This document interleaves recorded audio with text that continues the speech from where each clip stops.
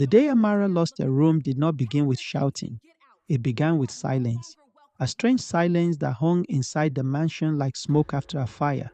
Even the servants moved carefully that morning, avoiding eye contact as though they already knew something terrible was about to happen. Amara stood at the top of the staircase, holding her school books against her chest, while rain tapped softly against the tall windows of the hallway. From downstairs came the sharp sound of heels clicking across marble floors. Vivian. Her stepmother never needed to raise her voice to make people afraid. Fear followed her naturally, like perfume. "You're still standing there?" Vivian asked coldly without looking up from her phone. "I told you to move your things before noon." Amara blinked slowly. "Move my things where?" Vivian finally looked up. Her lips curved slightly, but there was no kindness in it. "To the storage room near the kitchen. Celeste will be taking your bedroom." The words struck harder than a slap. For a moment, Amara thought she had misunderstood. Her room had belonged to her mother before she died. It was the only place in the mansion that still smelled faintly of lavender and old books. The only place where memories still felt alive. "But that's my room," she whispered. Vivian folded her arms. "Not anymore." Behind her stood Celeste, the young housemaid recently hired from another town. She lowered her eyes immediately, uncomfortable under the tension. She looked barely older than Amara herself. Thin, quiet, nervous. "Madam, I can sleep in the servant quarters," Celeste said softly. Vivian's expression hardened instantly. "Did I ask for your opinion?" Celeste became silent. Amara felt heat rise inside her chest. Her father was supposed to return from his overseas business trip in 2 weeks. Vivian had changed since he left. The sweetness she once performed around him had disappeared completely. Now the mansion belonged to her moods, to her rules, to her cruelty. "Father would never allow this," Amara said carefully. Vivian stepped closer until only inches separated them. "Your father is not here." The sentence carried a deeper meaning, a warning. Around them, servants pretended not to listen, though every eye watched secretly. Vivian smiled faintly. "You're 18 now, too old to cling to childish sentiment." Then she walked away, just like that, as though stealing someone's room was no more important than changing flowers in a vase. By evening, Amara's belongings were stacked inside the cramped storage room beside the kitchen pantry. There was no window, only a narrow bed and the smell of detergent and dust. She sat silently on the mattress while muffled laughter drifted from upstairs. Vivian was hosting guests again. She loved entertaining wealthy friends whenever Amara's father traveled. The guests praised the mansion, the wine, the expensive decorations. None of them noticed the daughter of the house eating alone beside cleaning supplies. Or perhaps they noticed and chose silence. That hurts more. Later that night, Amara stepped quietly upstairs to retrieve a necklace hidden inside the old room. The door was slightly open. She froze when she heard Celeste crying softly inside. "Please stop apologizing," Vivian snapped impatiently. "You should be grateful. Girls like you don't get opportunities like this." "I didn't ask for her room," Celeste whispered shakily. "Then learn this quickly. In this house, you take what is offered." Amara watched from the shadows as Vivian adjusted the curtains with satisfaction. Her eyes moved across the room possessively, almost triumphantly, like someone erasing another woman's existence piece by piece. After Vivian left, Celeste noticed Amara standing outside. Panic filled her face immediately. "I'm sorry," she said. "I swear I never wanted this." Amara studied her carefully. Celeste looked genuinely miserable. Not victorious, not manipulative, just trapped. "Why stay then?" Amara asked quietly. Celeste hesitated. "Because my mother is sick. I need this job." Those words changed something. Anger still burned inside Amara, but confusion joined it now. Vivian was not simply humiliating her. She was using people against each other, turning desperation into weapons. Days passed heavily after that. Vivian's cruelty became sharper in small, calculated ways. Expensive dinners where Amara was excluded. Family photos rearranged, so her late mother disappeared completely. Even her father's office remained locked now. Private business matters, Vivian claimed. Yet sometimes late at night, Amara heard arguments over the phone. Money, signatures, transfers. Things Vivian thought nobody noticed. One stormy evening, Amara entered the kitchen and stopped abruptly when she overheard two workers whispering. "She's selling things from the estate," one murmured nervously. Without Sir knowing, "Keep your voice down," the other warned.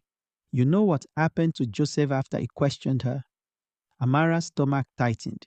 Joseph had been the old groundskeeper suddenly dismissed months earlier. Her father believed he retired willingly, but now doubt crept into her mind like poison. That night she could not sleep. Rain battered the roof while thunder rolled across the dark sky. Then came another sound, a car engine outside the mansion gates. At first she ignored it. Vivian often returned late from parties. But moments later, hurried footsteps echoed downstairs. Voices, shocked voices. Amara opened her door carefully. One servant rushed past pale-faced. "Sir came home," he whispered breathlessly. "2 weeks early." Everything inside her stopped. Downstairs, the massive front door stood open while rain blew into the entrance hall. Her father stood there soaked from travel, suitcase beside him, exhaustion visible beneath his stern face. Yet confusion overtook that exhaustion quickly as his eyes moved across the house.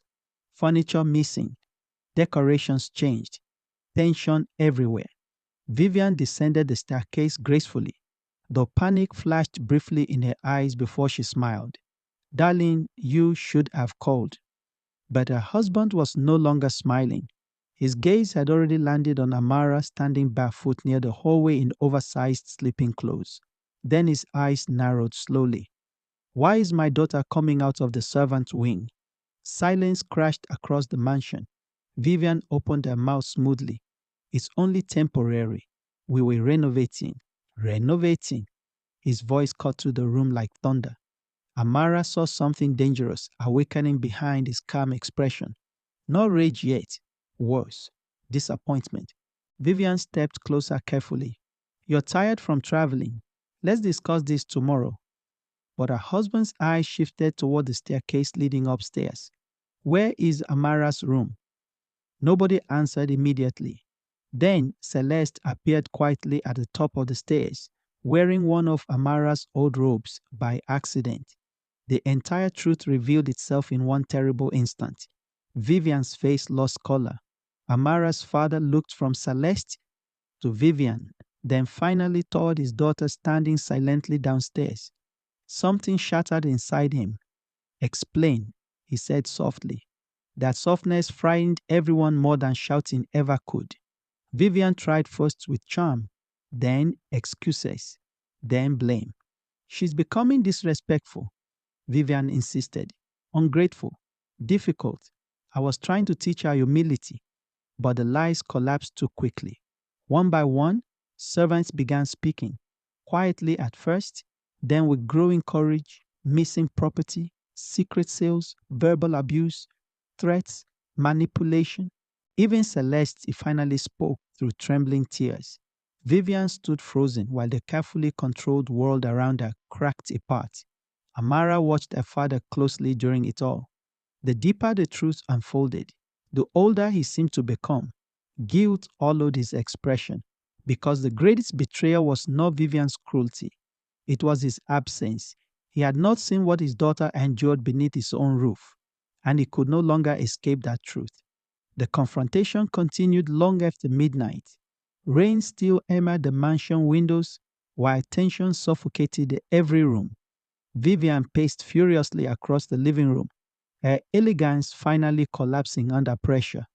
"These people are lying," she snapped. "They're turning against me because they're afraid of losing comfort once you start cutting staff." But nobody believed her anymore, not after the evidence appeared. Receipts hidden inside drawers, jewelry missing from family collections, unauthorized account transfers from estate funds. Amara's father sat silently behind his desk reviewing document after document, while his jaw tightened with every page.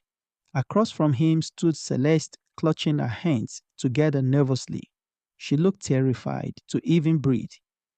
"Tell him the truth," Vivian hissed suddenly toward her. "Tell him that spoiled girl treated you horribly too." Celeste lowered her eyes. "Miss Amara never hurt me." The room became deadly quiet. Vivian laughed bitterly. Of course, now everyone suddenly worships her. Enough. Amara's father finally stood. The single word carried crushing authority. Vivian stared at him in disbelief. "You're choosing servants over your own wife." His eyes darkened slowly. "No, I'm choosing truth over performance." That sentence struck harder than any insult. For years, Vivian, I survived through performance. Perfect smiles, elegant charity events, soft concerned tones whenever outsiders watched. But now the mask had slipped too far. She turned toward Amara suddenly, anger blazing openly at last. "Do you feel victorious now?" He spat. "After everything I did for this family?" Amara looked at her quietly. "You never did anything for this family. You only wanted control." Vivian's expression twisted. "Your mother poisoned this house long before I arrived." The words exploded through the room like broken glass. Before Amara could react, her father slammed his hand against the desk with terrifying force. "Do not speak about her again." Even Vivian stepped backward slightly. Pain flickered across his face now, raw and unmistakable. "I ignored too much," he admitted quietly without looking at Amara. "I convinced myself that providing money was enough, that business mattered more because this house looked peaceful from far away." His voice weakened briefly. "Meanwhile, my daughter was sleeping beside cleaning chemicals." Amara felt tears burn her eyes, but she remained silent. Some wounds were too deep for immediate comfort. Vivian saw the distance growing around her, and panic finally replaced arrogance. "You can't throw me away after all these years," she whispered desperately. "People will talk." Her husband stared at her for a long moment. Then came the cruel irony neither woman expected. "You cared more about gossip than family." By dawn, lawyers had been contacted. Vivian locked herself inside the guest wing, refusing to come out, while servants quietly carried suitcases downstairs. Rumors spread quickly among the staff, but nobody celebrated loudly. The mansion felt less victorious than exhausted, like a battlefield after war. Amara wandered upstairs slowly later that morning. Her old bedroom door stood open again. Sunlight poured through the curtains, illuminating familiar shelves, old photographs, books arranged exactly how her mother once left them. Yet something felt different now. The room no longer represented childhood innocence. It represented survival. Behind her came soft footsteps. Celeste stood awkwardly near the doorway. "I packed everything carefully," she said. "Nothing was damaged." Amara nodded gently. "Thank you." An uncomfortable silence followed before Celeste spoke again. "I should leave soon." "Why?" "Because this family needs peace." Amara almost smiled sadly at that. "You were never the problem." Tears filled Celeste's eyes unexpectedly. "Nobody's ever defended me before." Those words lingered heavily between them. Two young women from completely different worlds, both used by the same person in different ways. One through privilege manipulated into isolation, the other through poverty manipulated into obedience. Later that evening, Amara's father knocked softly before entering her room. For a moment, neither spoke. Then he noticed the storage box still sitting near the wall. The sight visibly wounded him. "I don't expect forgiveness immediately," he admitted. "Maybe I don't deserve it yet." Amara looked out the window toward darkening skies. "Why did you marry her?" she asked quietly. He sat down heavily. "Because after your mother died, I was terrified of emptiness." His honesty surprised her. Vivian knew exactly how to feel silence at first. He rubbed tired eyes. Some people do not enter your life because they love you. They enter because they need access to what you have. The lessons settled painfully inside them both. Over the following weeks, the mansion slowly changed. Not magically. Healing never worked that way. Some scars remained visible in every hallway, but truth no longer hid behind polished smiles. Several dismissed workers returned after apologies were made. Financial investigations uncovered even deeper betrayals connected to Vivian's secret dealings. Eventually, she left the estate entirely, though bitterness followed her like a shadow. People in their social circle whispered endlessly afterward. Some blamed her, others blamed Amara's father. A few even blamed Amara herself because society often punishes the person who exposes dysfunction more harshly than the people who created it. But Amara stopped caring about whispers. She had spent too long shrinking herself to preserve appearances. One afternoon, months later, she found Celeste preparing to leave after receiving an offer to study nursing through assistance arranged quietly by her father. "You deserve a future beyond surviving," he had told her. As the taxi waited outside, Celeste hugged Amara tightly. "You saved me," she whispered emotionally. Amara shook her head gently. "No, we saved each other." After the car disappeared beyond the gates, Amara stood beneath warm evening light, feeling something unfamiliar settle inside her chest. Peace. Not because justice erased pain, but because truth finally stood in daylight where nobody could bury it again. Inside the mansion, her father waited near the dining room holding 2 cups of tea. Their relationship remained imperfect, fragile even. But for the first time in years, honesty existed between them, and honesty, unlike fear, could actually rebuild a home. Sometimes betrayal does not arrive through enemies. Sometimes it enters smiling politely, calling itself family, while slowly stealing dignity, piece by piece. But silence protects cruelty, and the moment truth speaks aloud, everything changes. When Vivian finally left the mansion, people expected peace to arrive immediately. But peace did not enter like sunlight. It entered cautiously, like someone returning to a place where violence once lived. The servants still lowered their voices whenever footsteps echoed through the hallways. The air itself seemed uncertain. Even Amara found herself waking suddenly during the night, listening for arguments that no longer existed. Trauma had a way of lingering long after the source disappeared. 3 weeks after Vivian's departure, the mansion hosted its first quiet dinner in years. No wealthy guests, no fake laughter, just Amara and her father sitting across from each other beneath dim golden light, while untouched food cooled slowly between them. The silence felt unfamiliar. Her father finally set down his fork. "I spoke to the lawyers today." Amara nodded faintly without looking up. "Vivian signed the settlement papers?" "Yes." His voice sounded tired, older somehow. "She surrendered all legal claims to the estate." Amara expected relief. Instead, she felt strangely empty. For years, Vivian had controlled every emotional rhythm inside the house, even hatred had become routine. Now that she was gone, the emptiness she left behind felt unsettling.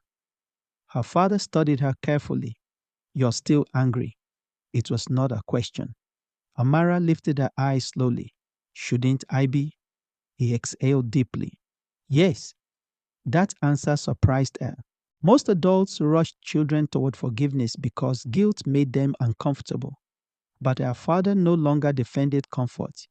"I failed you," he admitted quietly. "No business achievement will erase that." The honesty hurt more than excuses would have, because now there was nothing left to fight against. Only truth remained between them. Before Amara could respond, one of the house workers entered nervously holding an envelope. "Sir, this arrived this afternoon." Her father frowned slightly upon seeing the sender's name, Vivian. The atmosphere changed instantly. Amara felt her stomach tighten while he opened the letter slowly. His expression darkened, line by line. "What is it?" she asked carefully. He hesitated before handing her the paper. Amara's fingers trembled slightly as she read, "You think you know everything now. You don't.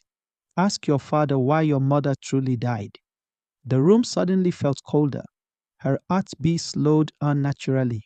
Beneath the message sat only Vivian's signature, written in sharp, elegant strokes. Nothing else. No explanation, no context, just poison carefully planted. Her father stood abruptly. "It's manipulation," he said immediately. "She wants to divide us one last time." But Amara barely heard him. One sentence repeated endlessly inside her mind. "Ask your father why your mother truly died." Her mother had died in a car accident when Amara was 10. At least that was the official story she had grown up believing. Yet something in Vivian's wording unsettled her deeply. Not because she trusted Vivian, but because truly manipulative people often mixed lies with fragments of truth. That night, Amara searched through old family albums alone in her room, while rain whispered against the windows again. Her mother smiled from every photograph with warmth that seemed almost unreal now. Gentle eyes, calm laughter, a softness the mansion had lacked for years afterward. Yet, as Amara studied those pictures, strange memories resurfaced. Arguments behind closed doors before the accident. Her mother crying once inside the garden when she thought nobody saw. Her father working constantly even back then. A marriage already cracking long before tragedy arrived. Around midnight, she entered the storage room where old household boxes remained stacked carelessly. Dust floated through weak flashlight beams as she searched silently through forgotten belongings. Then, suddenly, she found it. A small locked wooden case belonging to her mother. Amara remembered it clearly from childhood. Her mother never allowed anyone near it.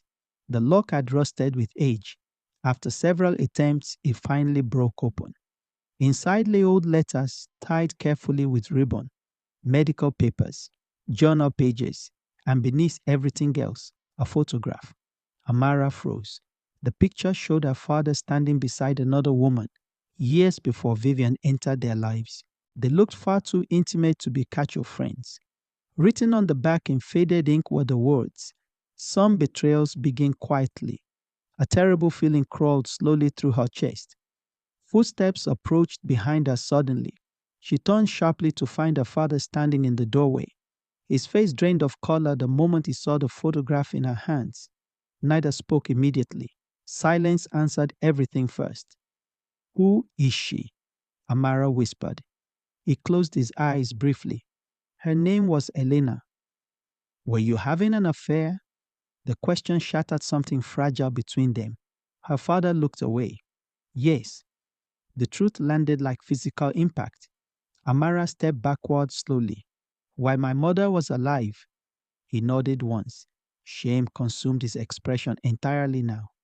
"It ended months before the accident. Your mother knew." Amara felt dizzy suddenly. Every memory from childhood twisted into something unfamiliar. Did that contribute to her death? No.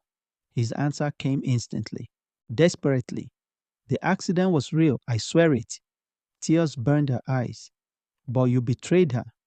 "Yes." His voice cracked painfully. "And I will regret that until the day I die." The room became unbearably quiet, except for rain outside. Amara stared at the man before her, realizing something deeply painful about adulthood. Parents were not symbols. They were flawed human beings capable of devastating mistakes. "Why didn't you ever tell me?" she asked weakly. "Because I was ashamed." He looked at the floor. "And because after she died, I convinced myself silence would protect you." Amara laughed bitterly through tears. "Silence protects no one in this family." Those words struck him visibly. She left the room before he could answer. Over the next several days, distance returned between them. Not the cold, fearful distance Vivian created. Something heavier, more complicated. Amara moved through the mansion like someone relearning reality itself. Her father had not been innocent long before Vivian arrived. His betrayal had opened fractures inside the family years earlier. Vivian merely exploited ruins, already weakened. Meanwhile, whispers spread beyond the estate. Society friends who once praised Vivian now devoured gossip hungrily. Some newspapers even hinted at financial scandal connected to the divorce. The family name slowly became entertainment for strangers. One afternoon, Amara visited the old cemetery alone carrying white flowers. Dark clouds stretched low across the sky, while wind moved softly through tall trees. She knelt before her mother's grave in silence for several moments. "I don't know who anyone really was anymore," she admitted quietly. Tears slid down her cheeks unnoticed. "I thought losing you was the worst thing that happened to this family. But maybe we were already breaking before you died." The wind answered softly through leaves above her. Then came another voice behind her. "Families rarely collapse in one moment." Amara turned sharply. An older woman stood several feet away holding an umbrella. Elegant but simple. Sadness rested naturally inside her eyes. "Who are you?" The woman hesitated briefly. "My name is Elena." The world seemed to stop breathing. Amara rose slowly to her feet, shock flooding every nerve. "You?" Helena nodded painfully. "I know you hate me already. You have every right." Rage surged instantly through Amara's chest. "Why are you here?" "Because Vivian contacted me." That answer stunned her. Helena stepped closer cautiously. "She wanted money, threatened to expose all things publicly if I refused." Amara stared at her in disbelief. "So it's true." Helena lowered her gaze. "Yes." For several seconds, Amara could barely speak. She had imagined this woman as some glamorous destroyer of homes. Instead, she saw someone carrying years of guilt, like chains around her shoulders. "My mother suffered because of you." Helena's eyes filled with tears immediately. "I know. No defensiveness, no excuse, just sorrow. Your father ended things long before the accident, but the damage had already been done. Your mother never deserved that pain." Amara crossed her arms tightly against cold wind. "Then why tell me this?" Helena looked towards the grave sadly. "Because lies rot families slowly, and I think you've lived among enough lies already." The sentence lingered heavily between them. For the first time, Amara understood something terrifying. Truth itself was not always comforting. Sometimes it simply cleared away illusions, leaving people exposed before painful reality. When Amara returned home that evening, she found her father sitting alone inside the dark living room. No lights, no television, just silence surrounding him completely. He looked up immediately when she entered. "You met Helena." It was not a question. "You knew she would come?" "She called earlier." He rubbed exhausted eyes. "I told her to stay away." Amara stood quietly for a long moment before speaking. "Did you love her?" Her father looked stunned by the question. Then slowly he answered, "At the time, I thought I did." "And my mother?" Pain crossed his face instantly. "Your mother was the greatest thing that ever happened to me." "Then why betray her?" His voice became almost hollow. "Because weak people often destroy what they value most, while chasing temporary escape from themselves." The honesty silenced her. No excuses again, only brutal truth. He stood slowly now. "I cannot rewrite the past, Amara. I cannot become the man I should have been 20 years ago." His eyes filled with quiet grief. "But I am trying to become better than the man I was yesterday." Something softened painfully inside her then. Not forgiveness, not yet, but understanding perhaps. Human beings were rarely divided cleanly into heroes and villains.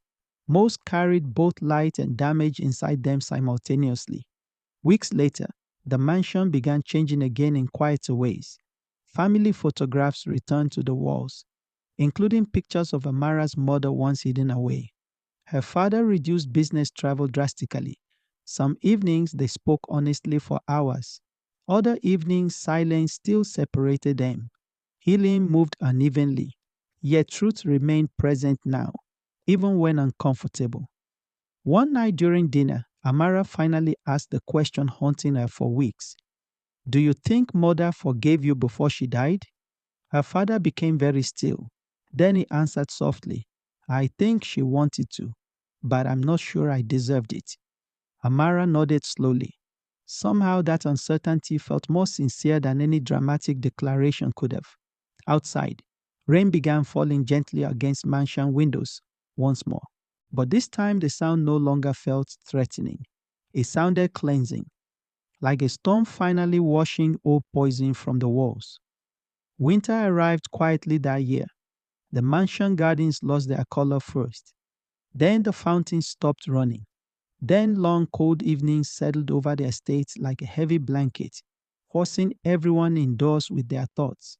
By December, the house no longer felt haunted by Vivian's presence. Instead, it felt haunted by memory itself. Some nights, Amara wandered through dark hallways, unable to sleep, touching old furniture and photographs as though trying to understand how one family could survive so many hidden fractures without completely collapsing. Her father had changed in visible ways over the past months. The sharp authority he once carried so effortlessly had softened into something more reflective. He spent more time at home now than in boardrooms. Sometimes Amara caught him sitting alone in the library, staring at old photo albums for hours.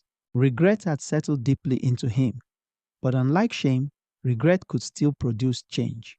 One snowy evening, Amara returned from town carrying books against her chest when she noticed unfamiliar cars parked outside the mansion gates. Voices drifted faintly from inside, tense voices. The moment she entered the house, one of the servants hurried toward her nervously. Miss Amara, there are investigators here. Her stomach tightened instantly. Investigators? Financial Crimes Division. Cold fear crawled slowly through her chest. In the main sitting room, two sharply dressed officials sat across from her father, while documents covered the table between them. His expression looked grim but controlled. When he saw Amara, he stood immediately. Everything's all right, he said carefully, though nothing about the room felt all right. One investigator glanced toward Amara politely. We're reviewing transactions connected to your former stepmother. Vivian again. Even gone, she still poisoned the walls of the house. She transferred money through several shell accounts before the divorce. The investigator explained. Large sums. Her father nodded tiredly. I've already given full cooperation. But something in his eyes unsettled Amara. Fear. Real fear. After the investigators left hours later, silence consumed the mansion once more.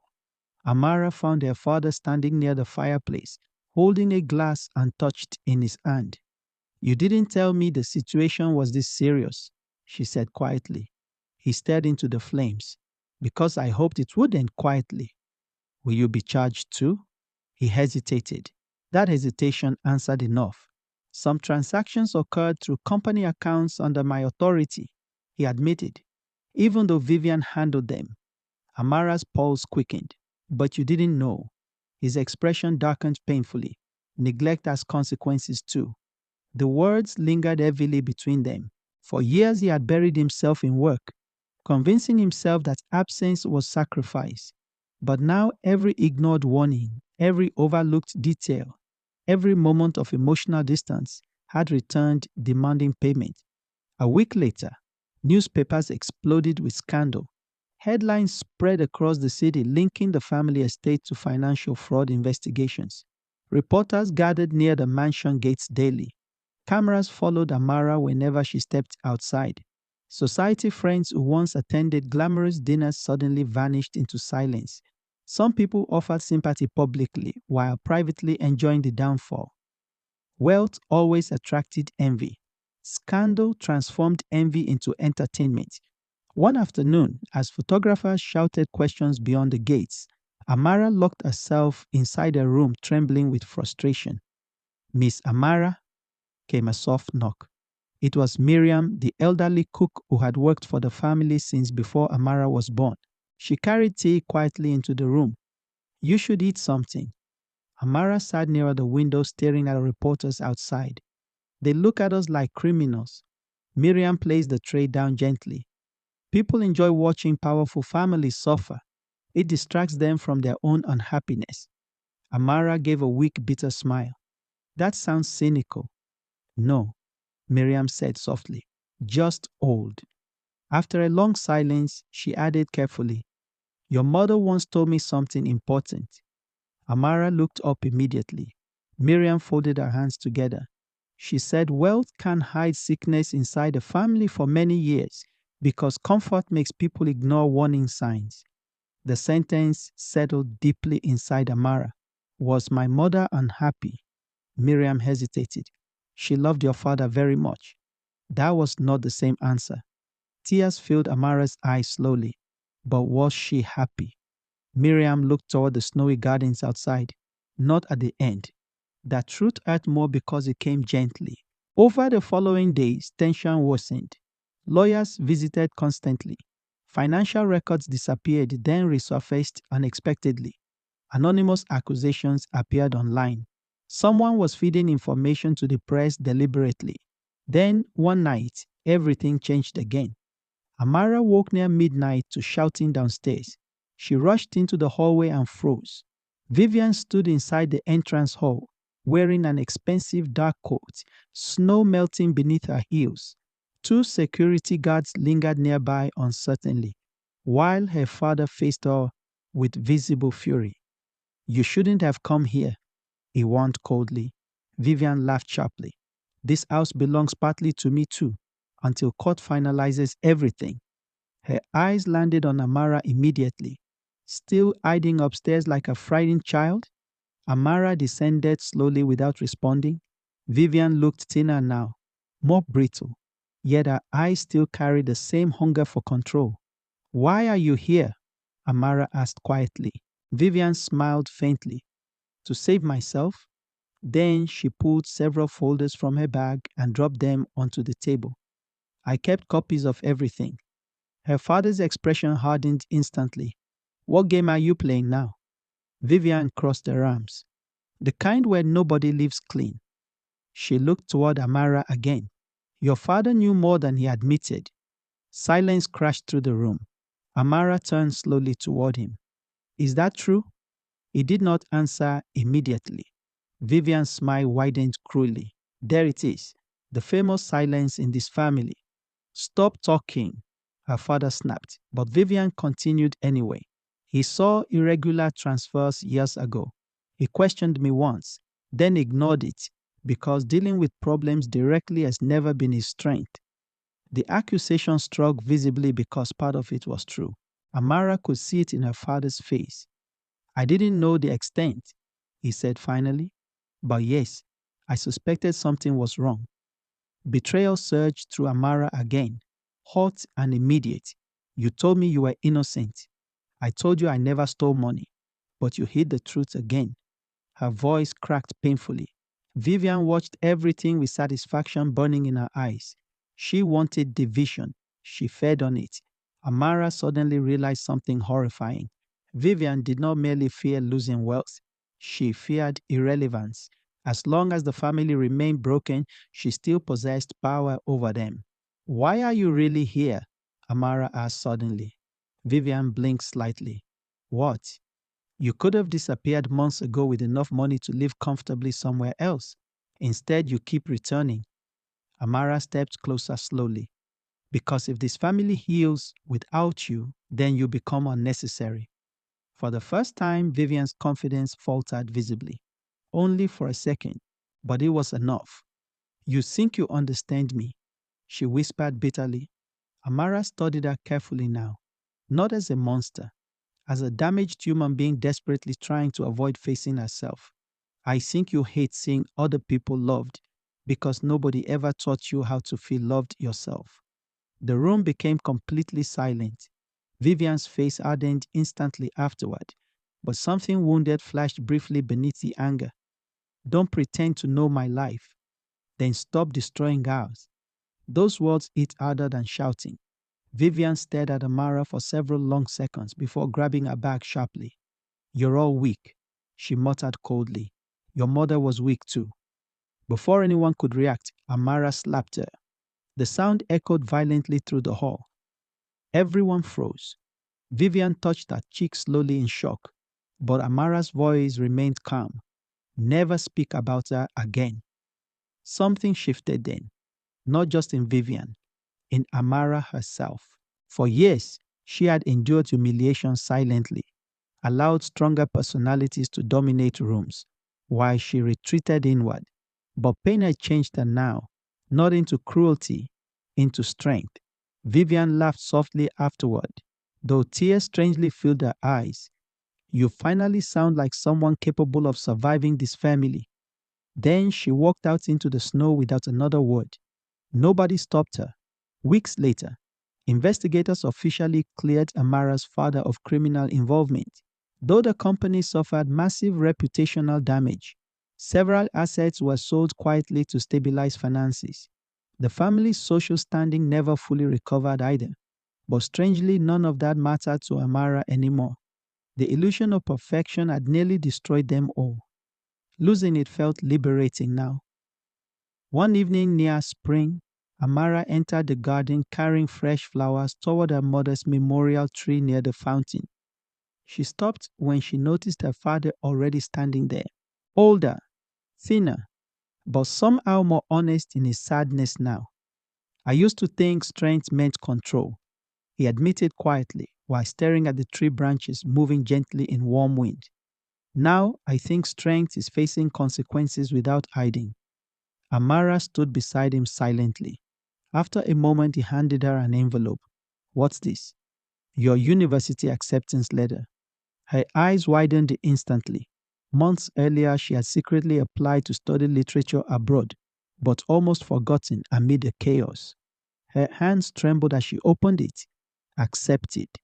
Tears filled her eyes immediately. Her father smiled faintly for the first time in weeks. Your mother would have been proud. Emotion tightened painfully in Amara's chest. What if I leave and everything falls apart again here? He looked at her carefully. Then I rebuild it myself this time. The answer carried no self-pity, only responsibility. For the first time, Amara believed him. On her final night before departure months later, the mansion felt strangely peaceful. Not perfect, never perfect again, but honest. Miriam prepared dinner while servants laughed softly downstairs. The house no longer moved under fear. As Amara packed the last of her belongings, she paused beside the bedroom window once stolen from her long ago. Moonlight spilled gently across the floor, while distant wind moved through the trees outside. She remembered the frightened girl who once cried alone in a storage room believing she had no power. That girl felt very far away now. Pain had not destroyed her. It had revealed her strength slowly, painfully, honestly. Downstairs, her father waited beside the front door as the car prepared for morning departure. You know, he said quietly, your mother once told me something after our worst argument. Amara looked at him curiously. A sad smile touched his face. She said a family only survives when truth becomes more important than pride. He lowered his eyes briefly. I wish I had understood that sooner. Amara hugged him tightly then, not because every wound had healed, but because healing had finally begun. And sometimes that is the closest thing to peace a broken family can reach. As dawn approached, sunlight slowly touched the mansion windows once more. The same house that had hidden betrayal, silence, manipulation, and grief now stood quieter beneath morning light. Changed forever, because secrets may control a family for years, but eventually truth arrives. And when it does, every locked door inside a home finally begins to open.